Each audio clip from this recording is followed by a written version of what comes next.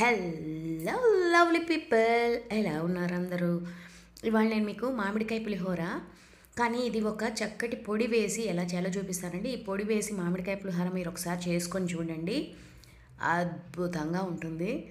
ఎంత బాగుంటుందంటే మళ్ళీ మళ్ళీ మీరు ఇదే చేసుకొని తింటారనమాట, అంత బాగుంటుంది. దీనికి ఒక చిన్న పొడి ఒకటి యాడ్ చేస్తానండి నేను దీంట్లో. సో ముందుగా మనం ఏంటంటే మామిడికాయ పులిహోర, ఇప్పుడు ఉగాది కూడా వస్తుంది కాబట్టి చక్కగా ఉగాదికి మీరు ఈ మామిడికాయ పులిహోర ఒక్కసారి ట్రై చేయండి. అలా ఒక ముద్ద మామిడికాయ పులిహోర, అలా ఒక మిరపకాయ కొరుక్కుని తింటుంటే అబ్బా అద్భుతంగా ఉంటుందండి. సో మామిడికాయ పులిహోర చేయడానికి ఏమేమి వస్తువులు కావాలి, ఎలా చేయాలి, ప్రాసెస్లోకి అయితే వెళ్ళిపోదాం. మీకు కనుక నా వీడియోస్ యూస్ఫుల్గా ఉంటే నా ఛానల్కి సబ్స్క్రైబ్ చేసుకోండి, లైక్ షేర్ చేసుకోండి. సో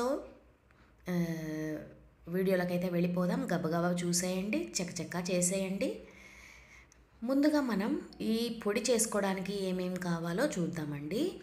ఒక కడాయి వేడి చేసుకుని దాంట్లో ఒక చెంచా ఆయిల్ వేసుకోండి, ఒక స్పూన్ ఆయిల్, ఒక స్పూన్ మినప్పప్పు, ఒక స్పూన్ ధనియాలు, తర్వాత ఒక 1/4 చెంచా మెంతులు, 1/4 చెంచా జీలకర్ర వేసుకోండి. 2 ఎండుమిరపకాయలు వేసుకోండి. ఇవి కారానికి తగ్గట్టు అనమాట. మీరు కొంచెం కారం ఎక్కువ తినేటట్టుంటే ఇంకొకటి కూడా యాడ్ చేసుకోవచ్చు. సో ఇవి కరెక్ట్గా ఇలాగా సన్నగా మంట పెట్టుకుని బాగా గుమగుమలాడే వాసన వచ్చే వరకు దీన్ని అయితే చక్కగా వేయించేసుకోండి అనమాట.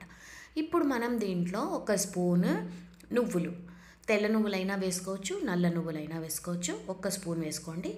ఒక చిన్న కొబ్బరి ముక్క, ఇది పచ్చి కొబ్బరి కంటే ఎండు కొబ్బరి అయితే బాగుంటుందండి ఫ్లేవర్.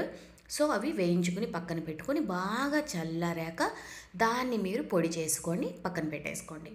ఇప్పుడు అదే కడాయిలో నూనె వేసి ఒక చెంచా ఆవాలు, బాగా ఒక గుప్పెడు వేరుశనగపప్పు, తర్వాత శనగపప్పు, మినప్పప్పు, మనం మామూలుగా పోపు వేస్తాం కదండి, శనగపప్పు కొంచెం, మినప్పప్పు కొంచెం వేసేసుకోండి. తర్వాత దట్టంగా ఇంగువ వేసుకోండి, ఇంగువ బాగా వేసుకోండి.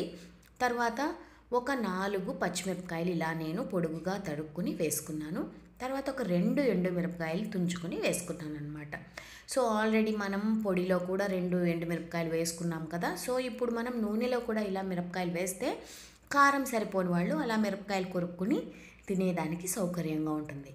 తర్వాత మనం ఇంగువ వేసుకుంటున్నాం అన్నమాట.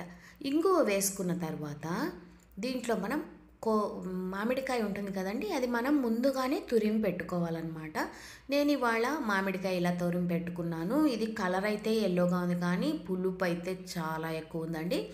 సో నేను ఇలా తురుముకున్న తర్వాత దీంట్లో వేసేసుకుని ఒక్క చిటికెడు పసుపు వేసేసాను. వేసాక మనం దీన్ని బాగా ఇలా నూనెలో ఒక్కసారి ఇలా కలిపేద్దాం. తర్వాత మనం ముందుగా వేయించుకునేవి కూడా చల్లారిపోయాయి, దీన్ని పొడి చేసుకున్నాను. ఆ పొడి కూడా ఇప్పుడు మనం ఈ పులిహోరలో పేస్ట్లో వేసేద్దాం. సో నేను చేసిన ఇవాళ ఒక డబ్బా బియ్యానికైతే నేను ఇవాళ కొలతలు చెప్పాను. మీరు ఎంత క్వాంటిటీ చేసుకుంటున్నారో దానికి తగ్గట్టు మీరు కొలతలు మార్చుకుని చేసుకోవాలన్నమాట.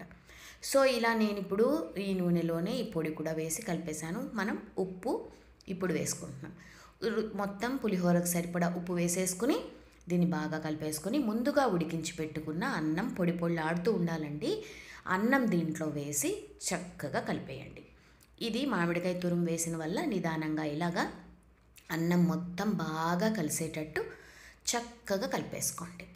కలిపేసుకున్న తర్వాత దీన్ని మనం వేడి వేడిగా నైవేద్యం పెట్టేసి దేవుడికి లాగించేయడమే. పైన అలా కరివేపాకు చల్లేసుకోండి. మీరు కొత్తిమీర ఉంటే కొత్తిమీర కూడా పైన అలా చల్లుకోవచ్చు.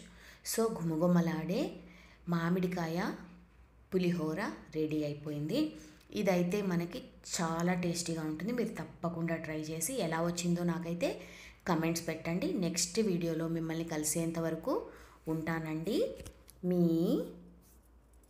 విజీ.